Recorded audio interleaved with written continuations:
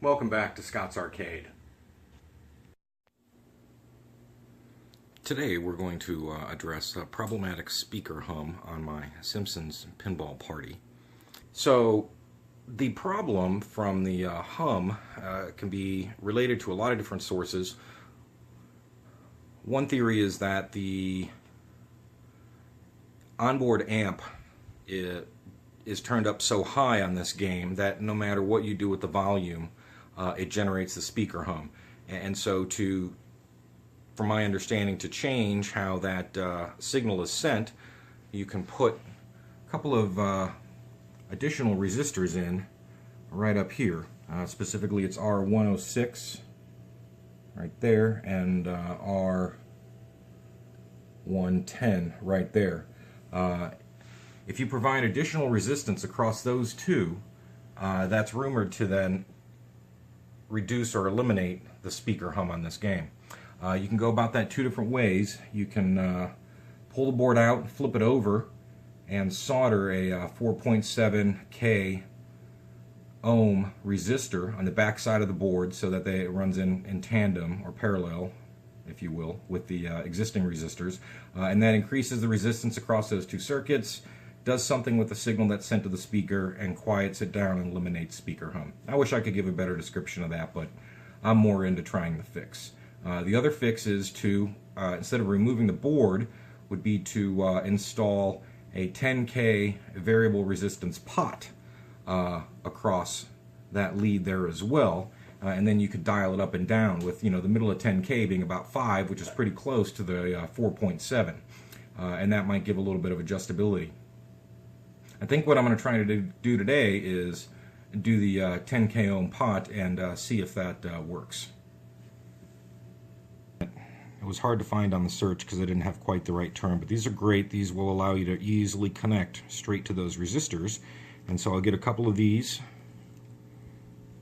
and then there we go. I'll get a couple of these, and then wire up the pot in the middle of them, and then simply clip it to the board, making it a reversible mod. So, and we'll see if it works. So let's wire that up. Alright, I've got my ohm meter hooked up to the pot, and we can see it's set right about center now with 5.04 thousand ohms of resistance. And here we can turn it clockwise and watch it go up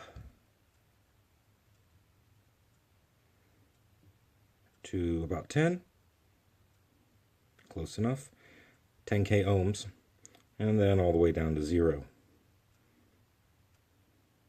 There we go. So we'll just go about halfway, and that's pretty close. So took me a minute, but I found the right name. This is a multimeter test clip hook for SMD or ICs, and of course that's because of the very small end right there that you can see would very clearly hook up to an IC or leg, as opposed to your standard alligator clip, which is just much too big to be of use on a printed circuit board like that.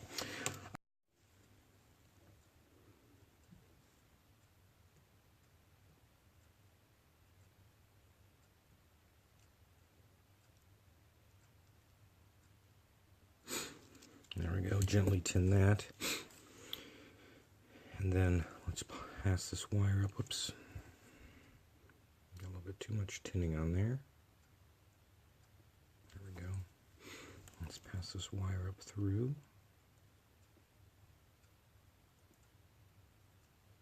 I said through. There we go. And then we'll hold that in place. And then we'll bend this over and solder. Excellent. Got a wicked good connection there.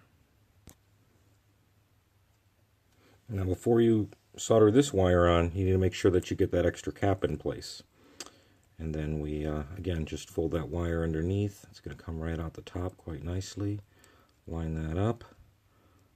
Press it into place. Voila. Works like a charm. This is my latest soldering edition.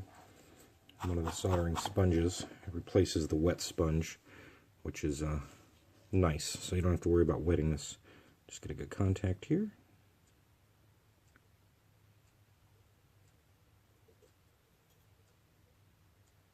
Oops, there we go. Beautiful, beautiful joint. Let's do the same thing with the other side.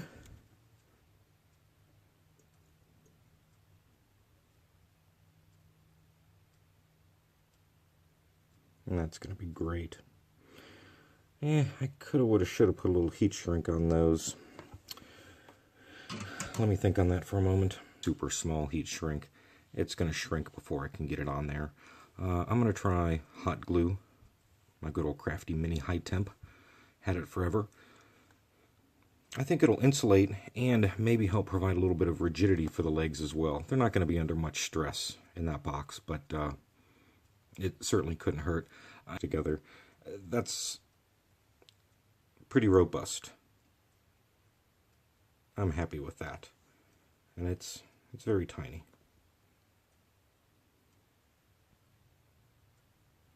Okay, we've got it finished and wired up, and it's working, showing really close to the 5,000 kilovolts that we were looking at, kilo ohms, excuse me, that we were looking at before. So let's go try them out. Oh, and here's the other one I did. I did it in red for no other reason, just to differentiate that there were two of them, one for one resistor and one for the other. So let's go give this a try. Alright, I've got them both installed, and let's listen for the difference here. We're going to listen to the speaker sound for a minute. I hope that shows up, and now I'm going to reach up here and I'm going to connect the one on 106. You hear that? On. That was a click for the GI lights, so it's connected, not, connected, not. Let's hope that shows up. Let's connect it. The game is 100% quieter. Now, something to listen to here. Let's check out the volume. You can barely hear that. So, just as promised, it lowered the volume to the board somehow. I'm going to go into my settings. And let's play with the volume here a little bit. Man, like your attitude. That's a lot better. So volume went from what, 3 to 13, and eliminated that speaker hum. That's me, Grand Champ. I'm completely happy with that mod. I think that turned out great. I recommend you give it a try.